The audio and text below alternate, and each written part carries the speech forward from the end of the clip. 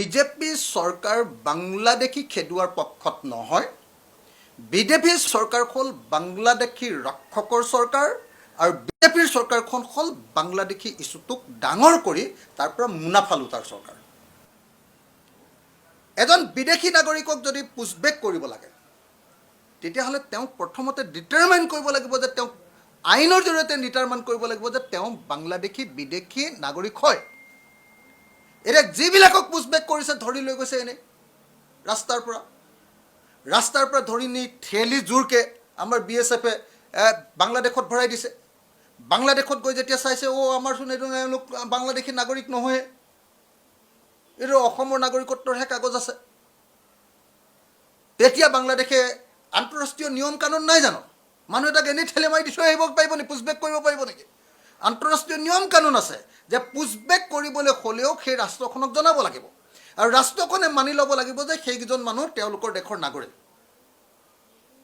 সেইবিলাক একো নকৰাকৈ সংখ্যালঘু মানুহৰ মাজত এটা ভয়াৰ্ত পৰিৱেশ সৃষ্টি কৰিবৰ কাৰণে। ভয়াৰ্ত পৰিৱেশ কেলৈ লাগে? 2026-ত ব্লেকমেইল কৰি আকৌ ভোট ল'বৰ কাৰণে। ব্লেকমেইল কৰি MP ইলেকশ্যনত ভোট লৈছে, পঞ্চায়ত ইলেকশ্যনত ভোট লৈছে, চামগুৰিৰ উপনিৰ্বাচনত ব্লেকমেইল কৰি ভোট লৈছে। কি ব্লেকমেইল কৰি ভোট লৈছে? যে যদি তোমালোকে আমাক ভোট নিদিয়া তোমালোকক বাংলাদেশী বুলি কৈ ঘৰবিলাক ভাঙি দিম চব। এই বিজেপি চৰকাৰখন ব্লেকমেইলৰ চৰকাৰ। এই ব্লেকমেইলিং চৰকাৰখনে কি কৰিছে? এতিয়া মানুহৰ নাগৰিকত্ব প্ৰমাণ নকৰাকৈ শিক্ষককো বাংলাদেশী বুলি খেদি দিছে, অথচ সেই কেছ সুপ্ৰিম কোৰ্টত চলি আছে। গতিকে চাব দেই, আমাৰ দেশ গণতান্ত্ৰিক দেশ।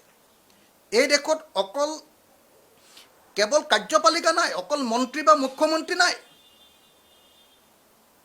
এই দেশত লেজিছলেচাৰ আছে, এই দেশত জুডিচিয়াৰী আছে, এই দেশত ব্যুৰক্ৰেচি আছে। এই আটাইবিলাকক নচ্ছাদ কৰি অকল এক্সিকিউটিভে, মুখ্যমন্ত্ৰী বা কোনোবা মন্ত্ৰীয়ে নিজৰ শক্তি প্ৰয়োগ কৰি অসমত যি অগণতান্ত্ৰিক, স্বৈৰতান্ত্ৰিক আৰু সাম্প্ৰদায়িক কাম কাজ কৰি আছে, এইবিলাক সম্পূৰ্ণৰূপে সংবিধান বিৰোধী কাম। অকল হিন্দু মুছলমানৰ কাজিয়া লগাই তাৰ পৰা কেৱল আৰু কেৱল ফাইদা লুটাৰ ধান্দা। গতিকে হিমন্ত বিশ্ব শৰ্মা চৰকাৰক এনেকৈ মানুহ খেদি দিয়াৰ কথাটোক আমি বিৰোধিতা কৰিছিলোঁ। কৈছিলোঁ যে মানুহ খেদি দিয়ক, কিন্তু খেদি দিবৰ আগতে মানুহকেইজনৰ আইডেণ্টিটি কমপ্লিটলি আপোনালোকে ঠিক কৰি লওক, কোৰ্টত সেইবিলাক নিশ্চিত হৈ লওক, তেতিয়াহে খেদিব পাৰিব। নহ'লে খেদি দিলে কি হ'ল ফলাফল? আকৌ ঘূৰাই পঠিয়ালে। এইটোতো হিমন্ত বিশ্ব শৰ্মাৰ গালত একদম ডাঙৰ চৰ হয়নে নহয় কওকচোন আপুনি?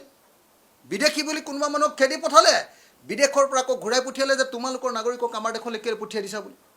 এইটোতো হিমন্ত বিশ্ব শৰ্মা আৰু অমিত শ্বাহৰ গালত এটা ডাঙৰ চৰ হয়নে নহয়?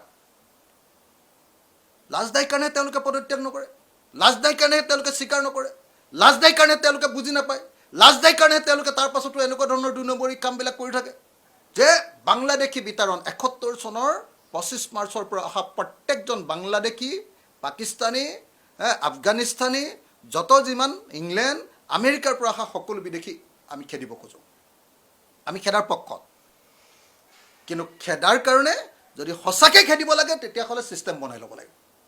তাৰ কাৰণে ফাৰ্ষ্ট ছিষ্টেমটোৱে আছিলে NRC। NRC-টোকে তেওঁলোকে স্বীকৃতি নিদিয়ে, NRC-খনকে কমপ্লিট নকৰে। ক'ত বাংলাদেশী খেদিব পাৰিব? বাংলাদেশী খেদাৰ ধান্দা নাই নহয়, বাংলাদেশী অনাৰহে ধান্দা তেওঁলোকৰ। কাইলৈ যদি মুছলমান মানুহবিলাকে বিজেপিক ভোট দি দিম বুলি কয়, তেতিয়াহ'লে গোটেই মুছলমান মানুহবিলাকে আমাৰ দেশৰ বৰ ডাঙৰ সম্পদ বুলিহে ক'ব তেতিয়া। যেনেকৈ এতিয়া বাংলাভাষী